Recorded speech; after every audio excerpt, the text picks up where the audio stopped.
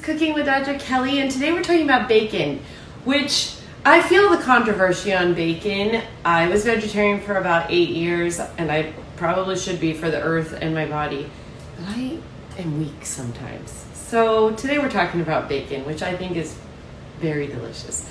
But one thing is true. So I try to buy the no sugar, no nitrates, uncured meats, hot dogs, whatever, I'm giving the girls.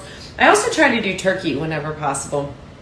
I have this funky little belief that I don't want to eat anything that I couldn't actually kill.